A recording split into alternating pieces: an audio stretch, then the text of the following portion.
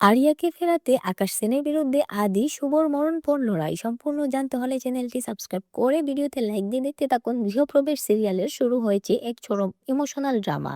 আকাশ সেন তার পালিত মেয়ে আরিয়াকে নিজের কাছে রাখতে আদি আর শুভর বিরুদ্ধে এক গভীর ষড়যন্ত্র জাল বুনেছে।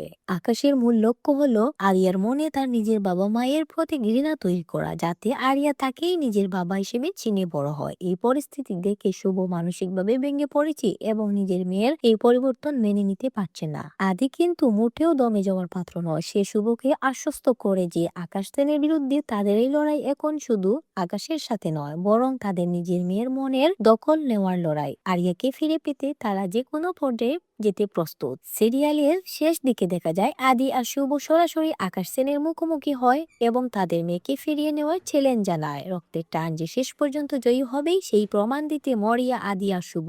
আরিয়া কি তার আসল বাবা মাকে চিনতে পারবে, নাকি আকাশের ষড়যন্ত্রই সফল হবে? সিরিয়ালের এমন সব লেটেস্ট আপডেট পেতে ভিডিওটি লাইক দিয়ে সাথেই থাকুন।